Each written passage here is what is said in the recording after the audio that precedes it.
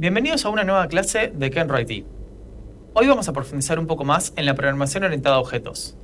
También vamos a conocer un poco sobre lo que son las promesas, sobre las API o API y a obtener información sobre una fuente externa utilizándolas. Lo primero que vamos a ver hoy es el contexto de las variables. Habrán visto en otras ocasiones que usamos la palabra export para que otro archivo pueda obtener esta misma información, el contenido de esta variable, como fue en el caso de stringutils, que para que podamos tener esta variable example o utilizar la función reverse, yo le tenía que poner esta palabra mágica export. En términos generales, lo que se suele usar, el concepto que se suele usar para esto es que la variable, o en este caso la función, es pública. ¿Qué quiere decir que algo sea público en el contexto de la programación? Quiere decir que cualquiera lo puede acceder y cualquiera lo puede ver.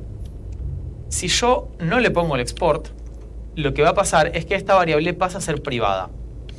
El ser privada quiere decir que solo se puede ver en su contexto actual. Su contexto actual es este archivo, el archivo stringutils. Si se fijan, yo esto lo tengo en un lugar cualquiera del archivo, no lo tengo en ningún contexto particular dentro del archivo, con lo cual su contexto es el archivo. A diferencia de esto, tenemos, por ejemplo, dentro de la función reverse, tenemos la variable output. Esta variable output es definida adentro del archivo, adentro de la función, y adentro de esta misma función yo no puedo exportar una variable, con lo cual esta variable va a ser privada dentro del contexto de la función. Si se fijan, yo acá tengo un letOutput y letOutput acá, y nunca hubo ningún problema con que se llamen igual. Pero si yo pongo ahora un letOutput acá, de repente va a tener algún tipo de problema porque acá va a tener la duda si se está refiriendo a esta o a esta.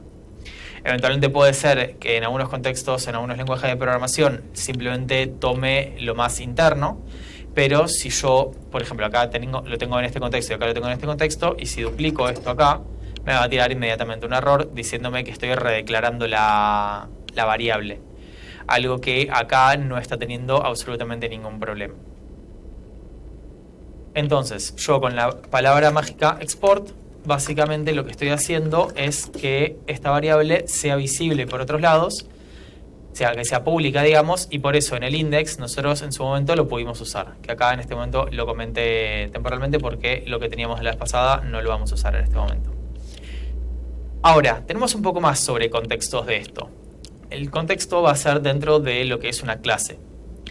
Nosotros acá ven que tenemos algunas variables, en este caso legs y hairColor, que lo que tienen en este caso es un poco distinto. Yo estoy exportando lo que es la clase dog, entonces la clase dog pasa a ser pública y sus atributos pasan a ser públicos también. Por eso yo, por ejemplo, acá en el index podía poner, esto lo borro que se viene para después, pero yo podía poner new dog, donde le paso las patas y color. Entonces let dog y dog. Y yo acá de dog podía obtener, por ejemplo, las patas, el color de pelo. Puedo obtener esta propiedad legs que está acá. Entonces lo podría imprimir. Entonces estas propiedades en este caso van a ser públicas cuando estoy adentro de una clase.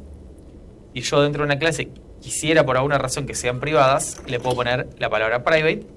Y ahora lo que vamos a ver es que acá me tira error porque dice que la propiedad legs es privada y solo accesible adentro de la clase dog. Entonces, en cada caso, uno siempre va a tener que estar muy pendiente de en qué contexto está haciendo cada cosa. No es lo mismo definir una variable adentro de una clase que de repente definirla acá afuera, que lo podría hacer, let legs igual 4. Y en este caso, este legs no tiene nada que ver con la clase dog. Fíjense que acá me va a seguir tirando el problema. Pero si yo acá le exporto, no tiene tanto problema con esto acá porque esta propiedad es intrínseca de la clase dog. Pero al grabar esto, yo acá puedo acceder a legs. Legs, ahí va.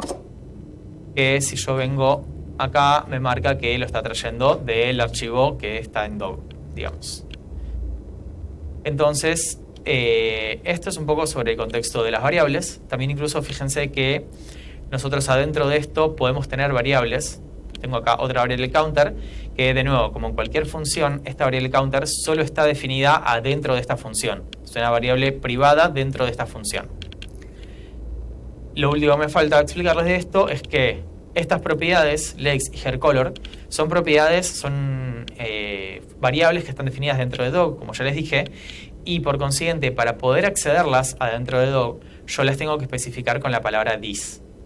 Esto es porque la clase dog se autoidentifica, sabe quién es, entonces sabe cuál es la propiedad legs de este mismo objeto. Yo puedo tener muchos objetos dogs, como vimos la semana pasada, pero cada uno va a tener su propiedad legs. Por eso cada vez que yo podía recorrer un array con varios dogs y cada uno tiene su propiedad legs.